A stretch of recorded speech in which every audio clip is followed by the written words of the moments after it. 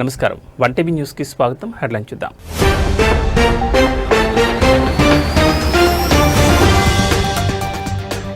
బంగాళాఖాతంలో కొనసాగుతున్న 2 ఉపరితల ఆవర్తనాలు. రేపు ఏపీలోని 7 జిల్లాల్లో పిడుగులతో కూడిన భారీ వర్షాలు.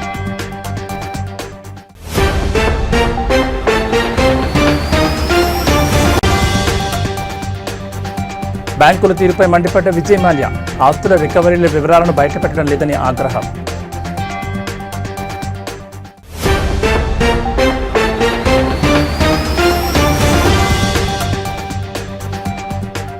తిరుమలలో కొనసాగుతున్న భక్తుల రద్దీ. శ్రీవారి దర్శనానికి 12 గంటల సమయం.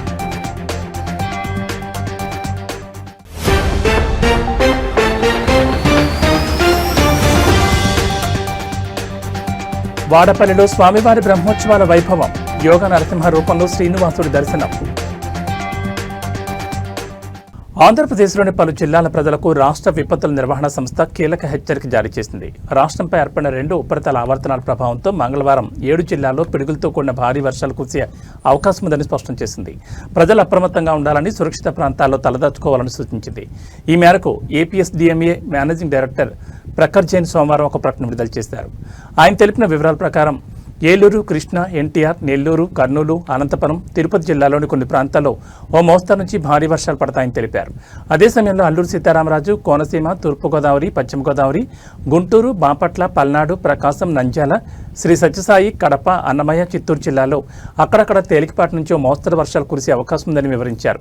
ప్రస్తుతం కోస్తాంధ్ర, దాని పరిసర ప్రాంతాల్లో సముద్ర మట్టానికి 0.9 కిలోమీటర్ల ఎత్తులో ఒక ఉపరితల ఆవర్తనం కొనసాగుతోందని ప్రఖర్ జైన్ పేర్కొన్నారు. దీనికి తోడుగా నైరుతి బంగాళాఖాతం నుంచి దక్షిణ తమిళనాడు తీరం వరకు మరో ఆవర్తనం విస్తరించిందని, ఈ రెండింటి ప్రభావంతోనే రాష్ట్రంలో వర్షాలు కురుస్తున్నాయని స్పష్టం చేశారు. వర్షాల నేపథ్యంలో ప్రజలు అప్రమత్తంగా ఉండాలని విపత్తుల నిర్వహణ సంస్థ సూచించింది. ముఖ్యంగా పిడుగులు పడే అవకాశం ఉన్నందున రైతులు, కూలీలు, పశువుల కాపర్లు పొలాల్లోని చెట్ల కింద బహిరంగ ప్రదేశాల్లో ఉండరాదని హెచ్చరించింది. బలమైన గాలులు వీచే అవకాశం ఉన్నందున పాత భవనాలు, భారీ హోర్డింగ్లకు దూరంగా ఉండాలని కోరింది.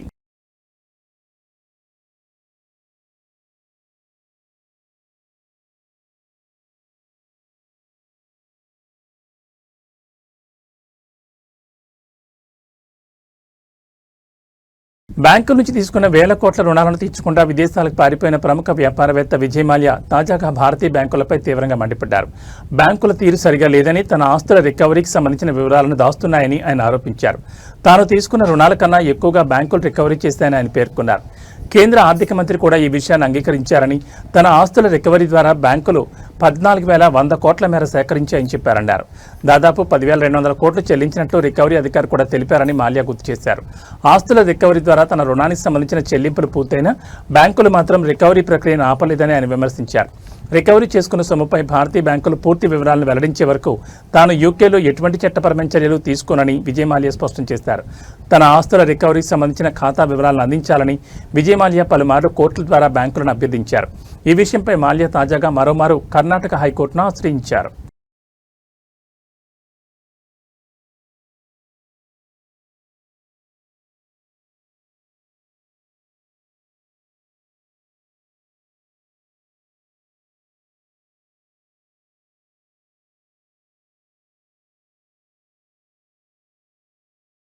జూబ్లీహిల్స్ బీజేపీ అభ్యర్థి విషయంలో సస్పెన్స్ కొనసాగుతోంది. ఎన్నికల కమిషన్ నోటిఫికేషన్ సైతం విడుదల చేయగా సోమవారం మొదటి రోజు 10 నామినేషన్లు సైతం దాఖలయ్యాయి. కాగా బీఆర్ఎస్, కాంగ్రెస్ పార్టీలు ఇప్పటికే తమ అభ్యర్థులను ప్రకటించగా వారు ప్రచారంలో దూసుకుపోతున్నారు. అయితే జూబ్లీహిల్స్ అభ్యర్థి విషయంలో బీజేపీ ఆచితూచి అడుగులు వేస్తున్నట్లుగా పరిస్థితులు కనబడుతున్నాయి. రాష్ట్ర పార్టీ ఇప్పటికే ముగ్గురి పేర్లను అధిష్టానానికి పంపగా పార్టీ బలమైన బీసీ అభ్యర్థి పేరును పరిశీలిస్తోంది. దీంతో అనూహ్యంగా మాజీ మంత్రి మూల ముఖేష్ గౌడ్ తనయుడు, యువనేత మూల విక్రమ్ గౌడ్ పేరు తెర మీదకు వచ్చింది. మరి పార్టీ ఎవరికి అవకాశం కల్పిస్తుందోనని అందరిలో ఆసక్తి నెలకొంది. జూబ్లీహిల్స్ బీజేపీ అభ్యర్థిగా పోటీ చేయాలని పార్టీ అగ్రనాయకత్వం ఆదేశిస్తే తాను శిరస వహిస్తానని విక్రమ్ గౌడ్ స్పష్టం చేశారు. ఈ మేరకు ఆయన మాట్లాడారు. బీసీ అభ్యర్థిగా బరిలో దిగాలంటే తాను సిద్ధమేనన్నారు. పార్టీ నేతలంతా కలిసికట్టుగా ప్రచారం నిర్వహిస్తే జూబ్లీహిల్స్లో బీజేపీ జెండా ఎగరడం ఖాయమన్నారు. పార్టీ ఏ నిర్ణయం తీసుకున్నా తనకు సమ్మతమేనని విక్రమ్ గౌడ్ తెలిపారు.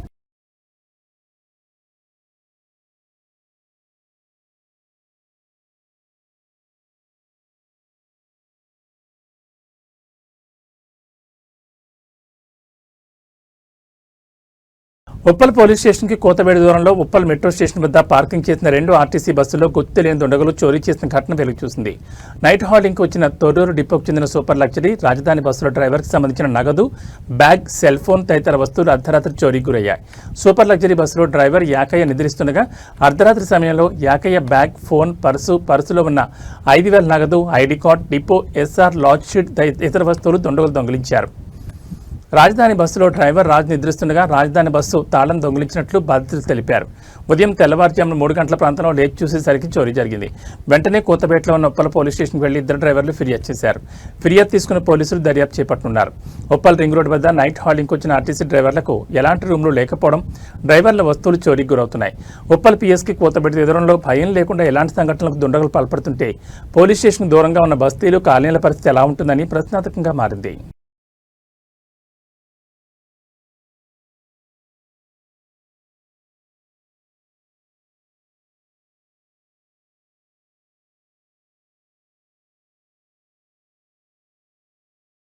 కలియుగ ప్రత్యక్ష దైవం తిరుమల శ్రీ వెంకటేశ్వర స్వామివారిని నిత్యం వేలాది మంది భక్తులు దర్శించుకుంటారు. ఈ క్రమంలో తిరుమలలో భక్తుల రద్దీ కొనసాగుతోంది.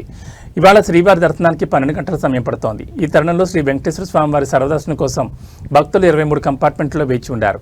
క్యూ లైన్లోని భక్తులకు శ్రీవారి సేవకుల ద్వారా అన్నప్రసాదం, పాలు, త్రాగునీరు అందిస్తున్నారు. నిన్న శ్రీవారిని 78,569 మంది భక్తులు దర్శించుకున్నారు. 27,482 మంది తలనీలాలు సమర్పించుకున్నారు. శ్రీవారి హుండీ ఆదాయం 3.93 కోట్లు వచ్చిందని టీటీడీ అధికారులు తెలిపారు.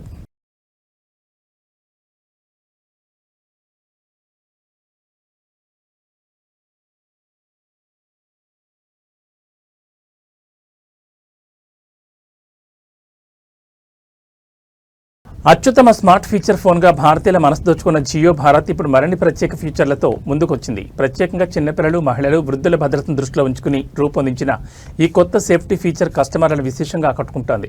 ప్రస్తుతం డిజిటల్ యుగంలో ఆన్లైన్ మోసాలు, స్కామ్లు పెరుగుతున్న నేపథ్యంలో కుటుంబాలు తమ ప్రియమైన వారి భద్రతపై ఆందోళన చెందుతున్నాయి. ఈ సవాళ్లను ఎదుర్కోవడానికి Jio Bharat safety first phone, real time location tracking, వినియోగ నిర్వహణ, ఫోన్ హెల్త్ మానిటరింగ్ వంటి ఫీచర్లను అందిస్తోంది. కుటుంబ సభ్యులు ఎక్కడున్నా వినియోగదారులు వారితో నిరంతరంగా కనెక్ట్ అయి భద్రంగా ఉండొచ్చు. కాగా ఈ ఫోన్లో లొకేషన్ మానిటరింగ్ వ్యవస్థను పొందుపరిచారు. దీని ద్వారా వినియోగదారులు తమ కుటుంబ సభ్యులు ఎక్కడ ఉన్నారో సులభంగా తెలుసుకోవచ్చు. అలాగే ఈ ఫోన్లో వినియోగాన్ని నియంత్రించే వ్యవస్థ కూడా ఉంది. అనవసరమైన కాల్స్, మెసేజ్ల నుంచి ఉపశమనం కలిగించేలా కాల్స్ మరియు మెసేజ్ల నియంత్రణ ఆప్షన్లు కూడా ఇందులో అందుబాటులో ఉన్నాయి. ఈ ఫీచర్లు ముఖ్యంగా పిల్లల తల్లిదండ్రులకు, వృద్ధుల సంరక్షకులకు చాలా ఉపయోగకరంగా ఉన్నాయి.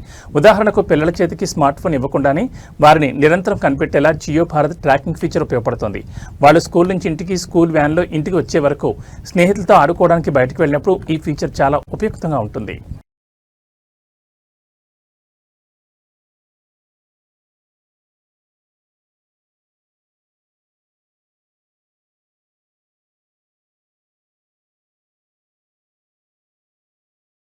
నిజాంపేట మండల కేంద్రంలో బీఆర్ఎస్ ముఖ్య కార్యకర్తల సమావేశాన్ని ఘనంగా నిర్వహించారు. ఈ కార్యక్రమానికి నియోజకవర్గ ఇన్ఛార్జ్ కంటారెడ్డి తిరుపతి రెడ్డి ముఖ్య అతిథిగా హాజరయ్యారు. ఈ సందర్భంగా తిరుపతి రెడ్డి కాంగ్రెస్ ప్రభుత్వం యొక్క బాకీ కార్డును విడుదల చేశారు. కాంగ్రెస్ అధికారంలోకి వచ్చిన 2 సంవత్సరాల పాలన వైఫల్యాలపై ఈ బాకీ కార్డు ద్వారా గడప గడపకు విస్తృతంగా ప్రచారం చేయాలని కార్యకర్తలకు దిశానిర్దేశం చేశారు. బాకీ కార్డులను ప్రతి ఇంటికి పంపిణీ చేయాలని కార్యకర్తలకు ఆయన సూచించారు. కాంగ్రెస్ ప్రభుత్వం అధికారంలోకి వచ్చి 22 నెలలు గడుస్తున్నా ప్రజలకు ఇచ్చిన హామీలను నెరవేర్చడంలో విఫలమైందని తిరుపతి రెడ్డి మండిపడ్డారు. మహాలక్ష్మి పథకం జాడ కూడా లేదని ఆయన విమర్శించారు. 2 సంవత్సరాల కాంగ్రెస్ పాలన వైఫల్యాలను ప్రజల్లోకి తీసుకెళ్లాలని, బాకీ కార్డును చూపిస్తూ ఓట్ల కోసం వచ్చిన కాంగ్రెస్ కార్యకర్తలను నిలదీయాలని ఆయన తెలిపారు.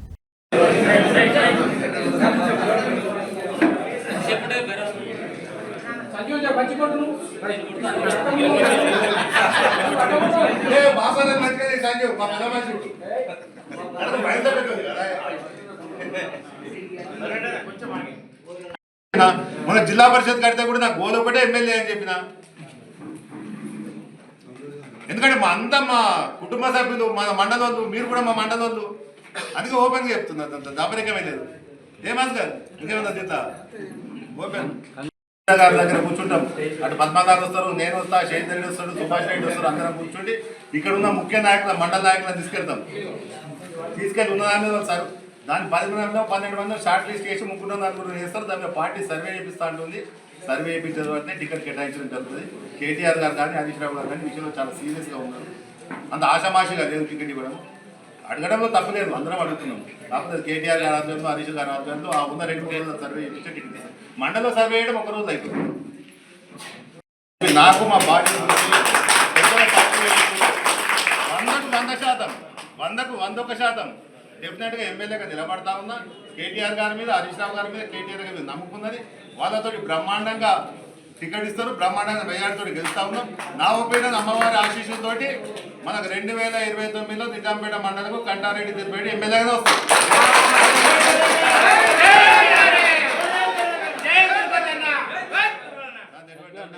నువ్వు లేకపోతే డౌట్ సుమారుగా మీరు 17 నుంచి 18 జిల్లా పరిషత్ చైర్మన్ చేస్తున్నారు సార్. కాకపోతే కాంగ్రెస్ అంటేనే తిడుతున్నారు. మేము 10 మందిని అడిగితే మాకు 9 మంది అంటే చెప్తారు, టీఆర్ఎస్ వైపు చూస్తూ ఉన్నారు. కాకపోతే మీరు ప్రజలలో పోతున్నారు. అంటే నిజాంపేట మండలికి సంబంధించి, మెదక్ సంబంధించి బాడీ లేదు, జిల్లా బాడీ లేదు. జిల్లా బాడీ లేకపోవడం, ఇవాళ ఎవరికి బరువు బాధ్యత లేకపోవడం. ఇలా మండల కమిటీలు ఉంటే ఏ గ్రామంలో వాళ్ళు పెద్ద మనుషులు అవుతుంటాయి. ఇవాళ జిల్లా బాడీ ఉంటే జిల్లా వాళ్ళు వచ్చి ఓలో ఒక ప్రెస్ మీట్ పెట్టి మాట్లాడుతుంది. ఇవాళ జిల్లా బాడీ ఉంటేనో, స్టేట్ బాడీ ఉంటేనో ఇన్ఛార్జ్గా చేసి ముందుకు తీసుకెళ్ళే వాళ్ళం. త్వరలోనే ఇప్పుడు జిల్లా బాడీ కూడా పడబోతా ఉన్నది. జిల్లా బాడీ పడ్డ ఒక మండల కమిటీలు అయితే మండల కమిటీ చేసిన తర్వాత ఫుల్ఫిల్గా పోతాం. వాళ్ళని నిలగొట్టడానికి ఒకటి కాదు, 100 ఉన్నాయి, 100 అస్త్రాలు ఉన్నాయి. ఇప్పుడు ఈ కార్డులోనే ఒక 25 వచ్చిన డిసెంబర్ 9, 23 అయిపోగానే బ్యాంక్ పోయి 2 లక్షల రూపాయలు తెచ్చుకోమన్నారు. అది ఫెయిల్ అయ్యారు. రైతు బంధు 15,000 కేసీఆర్ 10 ఇస్తున్నారు, మేము 15 ఇస్తామన్నారు, దాంతో ఫెయిల్ అయిపోయారు. మొన్న లోకల్ బాడీ ఎన్నికలు 6,000 రూపాయలు వేసారు. ఇలా రైతులకు బాకీ పడింది ప్రభుత్వం. కులం బంగారం అన్నారు, అది ఫెయిల్ అయిపోయింది. చదువు స్కూటీ అన్నారు, ఇది ఫెయిల్ అయిపోయింది. ఇవాళ విద్యార్థులకు నిరుద్యోగ భృతి అన్నారు, అది ఫెయిల్ అయిపోయింది. ఇవాళ కౌలు రైతులకు బోనస్ అన్నారు, అది ఫెయిల్ అయిపోయింది. సన్వత్లకు బోనస్ అన్నారు, అది ఫెయిల్ అయిపోయింది. ఇలా బస్సు ఒక్కటి పెట్టిరు, ఒక ఇచ్చిన 6 గ్యారెంటీలో ఒక బస్సు పెట్టిరు. ఆ బస్సు కూడా తుస్సి చేసిర్రు. ఇలా ఆడేలాడని కొట్లాడుకుంటున్నారు. ఆడేలకు ఫ్రీ అంటారు, పెళ్ళకు ఫ్రీ అంటారు, ముఖంతో డబ్బులు చూస్తున్నారు. ఇవాళ సిటీలో పెరిగినాయి. ఇలా రామాయపేట నిజాంపేట కొంచెం 50 రూపాయలు అయింది. గ్యాస్ సిలిండర్ కూడా అకౌంట్లలో పడట్లేదు. ఇవాళ రాబోయే రోజులలో కూడా ఇక వాళ్ళు ఏమైనా చేస్తారన్న నమ్మకం కూడా లేదు. ఇవాళ కేసీఆర్ గారు ఉన్నప్పుడు మాకు ఇలా యూరియా చూసినాం. ఇలా యూరియా అంటే సీఎం ఒకటి చెప్తాడు, వ్యవసాయ శాఖ మంత్రి ఏం చెప్తాడు ఆయన తెలియదు. ఆయన కింద ఉన్న ఆఫీసర్లు ఒక తిరిగి చెప్తారు. అసలు యూరియా మన రాష్ట్రానికి ఎంత అవసరం పడుతుంది, ఏం చేయాలి. మన కేసీఆర్ గారు ఉన్నప్పుడు ముందే బఫర్ స్టాక్ తెచ్చిపెడుతుండే, ఏ ఆటోడికి ఇట్లా యూరియా సంచులు తీసుకొచ్చింది. ఇలా యూరియా అని చేయలేకపోయారు. కరెంటు ఫెయిల్ అయింది. కేసీఆర్ ఉన్నప్పుడు కరెంటు పనిచేసి ఎందుకు ఉన్నది, వాళ్ళు ఎందుకు ఫెయిల్ అవుతుంది. కేసీఆర్ ఉన్నప్పుడు యూరియా ఎందుకు వచ్చింది, యూరియా ఎందుకు వస్తలేదు. వాళ్ళు ఏదైతే 460 హామీలు ఇచ్చారో దాంతో ఒక బస్ తప్ప అన్ని ఫెయిల్. ఏ ఒక్కటి కూడా వాళ్ళు చేసిన పాపాన పోలేదు. చేస్తున్న ఆశ కూడా ప్రజలు విరమించుకున్నారు. ఇంకా ఏదున్నా మళ్ళీ కేసీఆర్ రావాలి, సార్ వస్తేనే ఇదంతా ముందుకు పోతున్న ఆలోచనతో ఉన్నది. ఇలా ఎవరు చూసినా కేసీఆర్ కావాలని చెప్పి కేసీఆర్ గారికి మళ్ళీ ప్రమాదం. పార్టీ ఇచ్చిన హామీలు నెరవేరాలంటే మన స్టేట్ కాదు, ఇంకో 2 స్టేట్లు పక్క స్టేట్లో తెచ్చి బడ్జెట్ తెచ్చినా ఇలా హామీ అయ్యే పరిస్థితి లేదు. వాళ్ళకు కూడా తెలుసు అవి ఏదో అధికారంలోకి మేము వచ్చేది ఉందా సంచేది ఉందా అని చెప్పి అడ్డగోలు హామీలు ఇచ్చారు. ఆ హామీలేమో అమలయ్యే ప్రసక్తి లేదు. ఇవాళ అందరూ మళ్ళీ ప్రతి ఒక్కరు కూడా సారే కావాలి, కేసీఆర్ కావాలి. కేసీఆర్ గారు ఉన్నప్పుడు ఇది లేకుంటే ఇలా యూరియా చూసినట్టయితే కేసీఆర్ గారు ఉన్నప్పుడు బఫర్ స్టాక్ పెట్టి అడ్వాన్స్గా చెప్పినా 10 బస్తాలు వేసుకొచ్చు. ఇలా కాంగ్రెస్ గవర్నమెంట్ వచ్చినాక మళ్ళీ చెప్పు లైన్లలో పడుతున్నాం. ఆడేందుకు కనీసం బతుకమ్మ పండుగ ఆడుకుందామంటే కూడా లేకుండా ఇవాళ యూరియా భద్ర కొరకు లైన్లో నిలబడడం జరిగింది. ఇలా యూరియాలో ఫెయిల్ అయ్యారు, కరెంట్లో ఫెయిల్ అయ్యారు, స్కీమ్ చేయడంలో ఫెయిల్ అయ్యారు, నీళ్ళలో ఫెయిల్ అయ్యారు. అసలు ప్రభుత్వమే ఫెయిల్ ప్రభుత్వం. కాబట్టి ఇవాళ మాకు 100 అస్త్రాలు ఉన్నాయి. అవన్నీ అస్త్రాలు తీసుకొని పోతాం. ఇలా ఏ గ్రామానికి పోయినా, ఏ ముసలిని అడిగినా, ఏ తల్లిని అడిగినా, ఏ తండ్రిని అడిగినా కేసీఆర్ ఉన్నప్పుడు లేకుంటే మళ్ళీ సారే కావాలి, కేసీఆరే కావాలంటుండు. కేసీఆర్ గారు సీఎం అయ్యేంత వరకు ఇవాళ బీఆర్ఎస్ పార్టీ కార్యకర్తలందరూ శ్రమికుల యొక్క ఒక సైన్యం ఉంది. ఆ సైన్యం అంతా కష్టపడి మళ్ళీ కేసీఆర్ గారిని గద్దె. మెదక్ జిల్లా కొల్చార మండలంలో విషాదం చోటు చేసుకుంది. మంజీర నదిలో చేపల వేటకు వెళ్లిన ఓ యువకుడు ప్రమాదవశాత్తు గల్లంతయ్యాడు. కొల్చార మండలం అప్పాజిపల్లి గ్రామానికి చెందిన బుడ్డంగుల సురేష్ అనే యువకుడు మంజీర నదిపై ఉన్న ఆనకట్ట వద్ద వరద ప్రవాహం కొద్దిగా తగ్గడంతో చేపలు పట్టడానికి వెళ్లాడు. ఈ క్రమంలో ప్రమాదవశాత్తు నది పాయలో పడి గల్లంతయ్యాడు. స్థానికులు వెంటనే కొల్చారం పోలీసులకు సమాచారం అందించారు. సమాచారం అందిన వెంటనే కొల్చారం ఎస్ఐ మొహిద్దీన్ హుటాహుటిన ఘటనా స్థలానికి చేరుకున్నారు. గల్లంతైన యువకుడి ఆచూకీ కోసం ఎన్డీఆర్ఎఫ్ బృందాలతో కలిసి గాలింపు చర్యలు చేపట్టారు. కుటుంబ సభ్యులు, స్థానికులు ఆందోళన చెందుతున్నారు.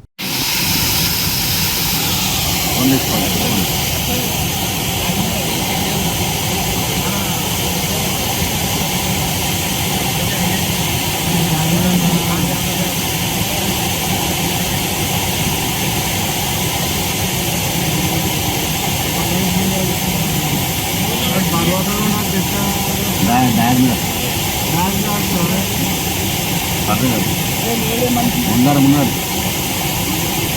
మంచి చేయ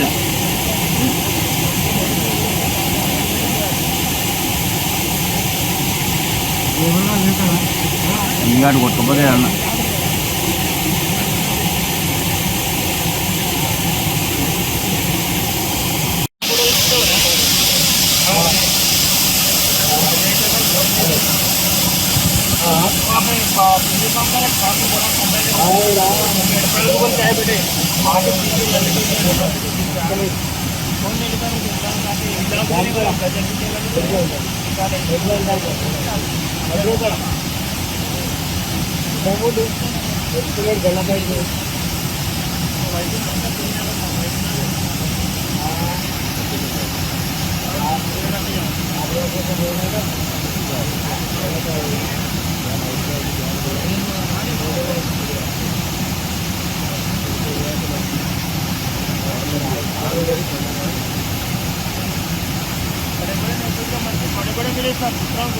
కోనసీమ తిరుమల వాడపల్లిలో శ్రీ వెంకటేశ్వర స్వామివారి 13వ వార్షిక బ్రహ్మోత్సవాలు నయన మనోహరంగా జరుగుతున్నాయి.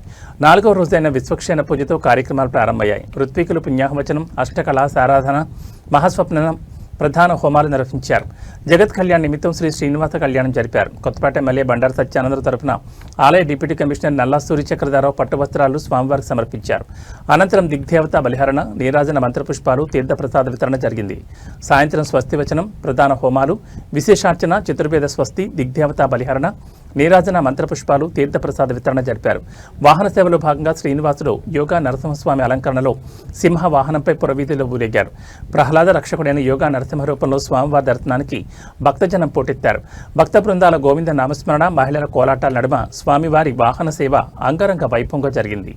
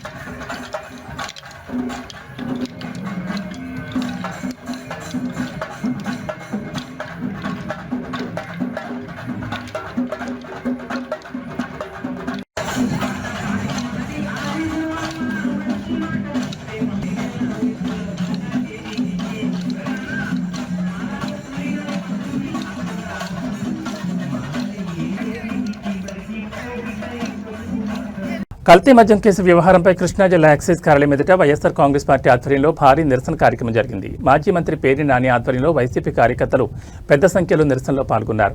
కూటమి ప్రభుత్వానికి వ్యతిరేకంగా కల్తీ మద్యం కేసుపై నిరసనకారులు తీవ్రస్థాయిలో నినాదాలు చేశారు. నిరసన అనంతరం వైసీపీ నాయకులు ఎక్సైజ్ అధికారులకు వినతిపత్రం అందజేశారు. ఈ సందర్భంగా మాజీ మంత్రి పేర్ని నాని కూటమి ప్రభుత్వంపై తీవ్ర విమర్శలు చేశారు. కల్తీ మద్యం కేసును మాఫీ చేసే ప్రయత్నాలకు కూటమి ప్రభుత్వం పూనుకుందని ఆయన ఆరోపించారు. ఈ కేసులో నిందితుడు జనార్దన్ రావును అరెస్ట్ చేసిన తీరు ఇందుకు నిదర్శనమని నాని పేర్కొన్నారు. జనార్దన్ రావును గన్నవరం ఎయిర్పోర్ట్లో అల్లుడిని స్వాగతించి ఆ తర్వాత అరెస్ట్ చేసి తీసుకువెళ్లారని ఆయన ఎద్దేవా చేశారు. జనార్దన్ రావు ఆఫ్రికా నుండి ముంబైకి, అక్కడి నుండి గన్నవరం ఎయిర్పోర్ట్కు వస్తే ముంబైలో ఎందుకు అరెస్ట్ చేయలేదని పేర్ని నాని ప్రభుత్వాన్ని నిలదీశారు.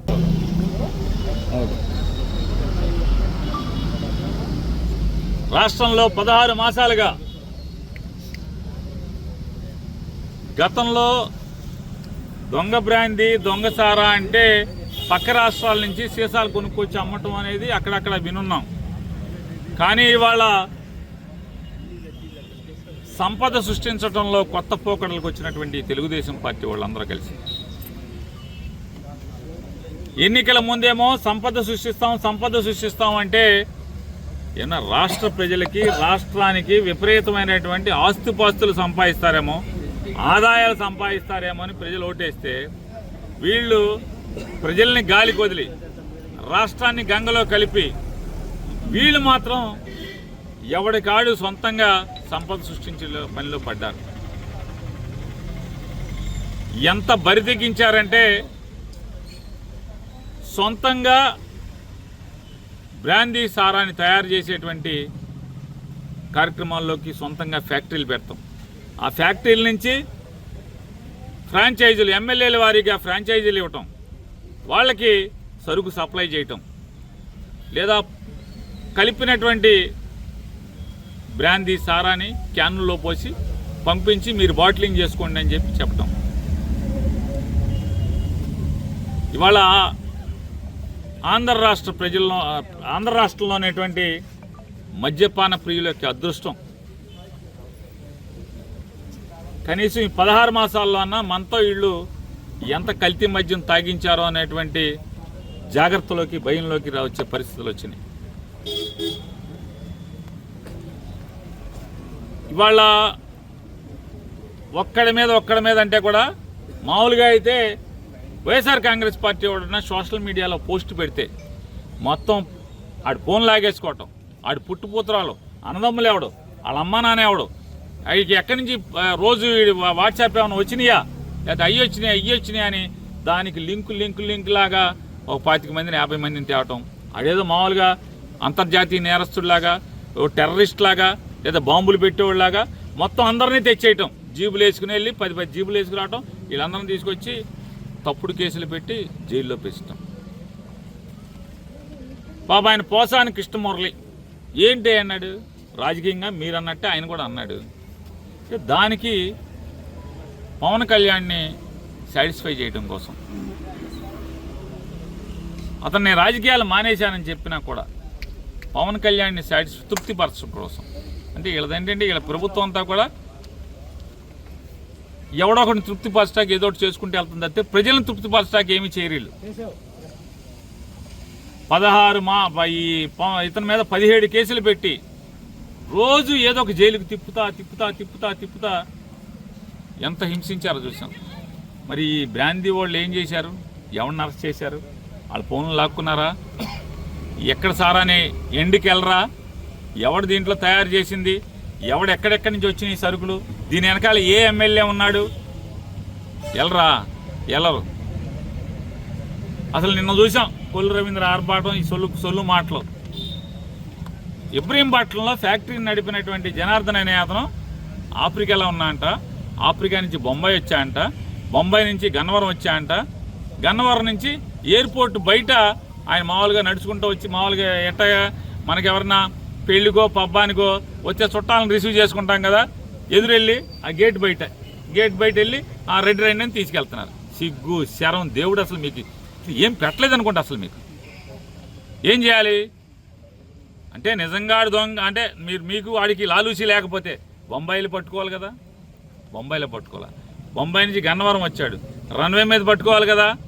రన్వే మీద పట్టుకోవాలా? లోపల పట్టుకోవాలి కదా, సెక్యూరిటీ చెక్ దగ్గర అక్కడ పట్టుకోవాలా.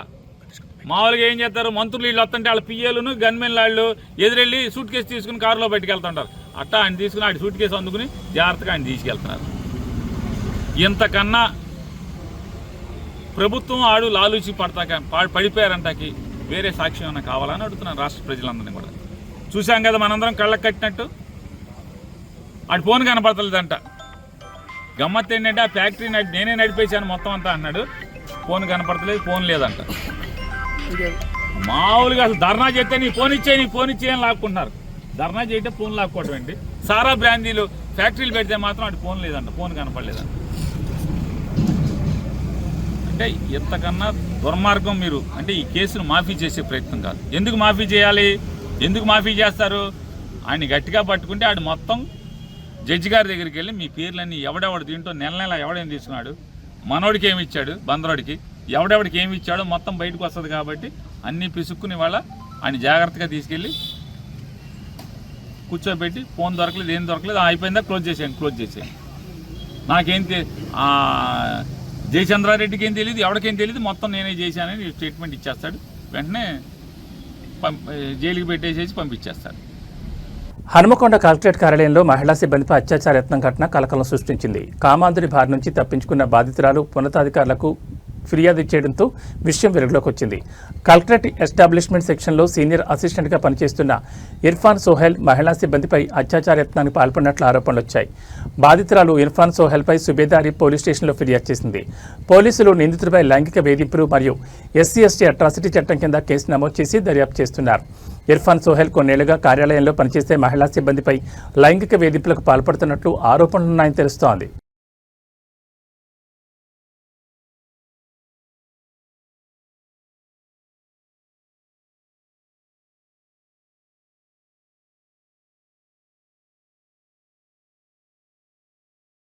జూబ్లీహిల్స్ నియోజకవర్గంలో చోటు చేసుకున్న ఓట్ల చోరీ వ్యవహారంపై జిల్లా ఎన్నికల అధికారి మరియు GHMC కమిషనర్ RV కర్ణన్ విచారణకు ఆదేశించారు. ఇటీవల కాంగ్రెస్ అభ్యర్థి నవీన్ యాదవ్ ఓట్లు నమోదు చేయించి దొంగ ఓటర్ ID కార్డులు పంపిణీ చేశారన్న ఆరోపణలు వచ్చాయి. యూసఫ్గూడ డివిజన్ కృష్ణానగర్లోని 8-231/B/160 ఇంటి అడ్రస్పై ఇటీవల 43 ఓట్లు అక్రమంగా నమోదైనట్లు గుర్తించారు. ఈ వ్యవహారాన్ని సుమోటోగా స్వీకరించిన జిల్లా ఎన్నికల అధికారి GHMC కమిషనర్ RV కర్ణన్ దీనిపై పూర్తి విచారణ చేపట్టాలని అధికారులను ఆదేశించారు.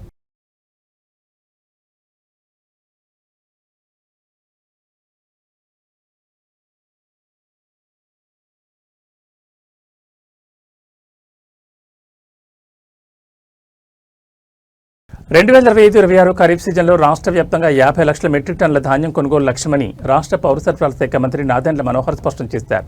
శ్రీకాకుళం కలెక్టరేట్ కార్యాలయ సమావేశ మందిరంలో ఖరీఫ్ సీజన్ 2025-26 ధాన్యం కొనుగోలుపై ఉత్తరాంధ్ర జిల్లాల ప్రాంతీయ సమావేశానికి సంబంధించి జాయింట్ కలెక్టర్లు పౌర సరఫరాల శాఖ అధికారులతో కలిసి ఆయన సమావేశం నిర్వహించారు. ఈ సందర్భంగా ఆయన మాట్లాడుతూ రైతులకు నష్టం జరగకుండా ధాన్యం కొనుగోలు చేయాలని సూచించారు.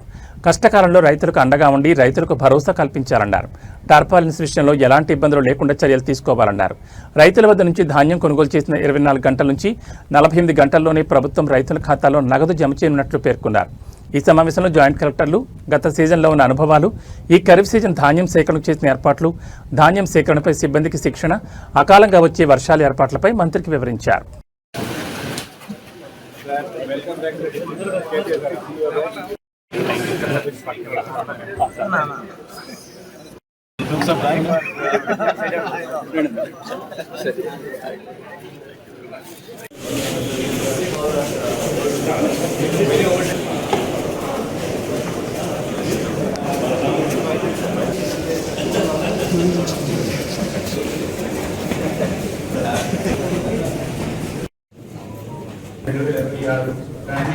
ఉత్తరాంధ్ర జిల్లాల ప్రాంతీయ సమావేశానికి చేసిన గౌరవ మంత్రివర్యులకు, కమిషనర్ గారికి, సివిల్ సప్లైస్ మన్యం, అనకాపల్లి,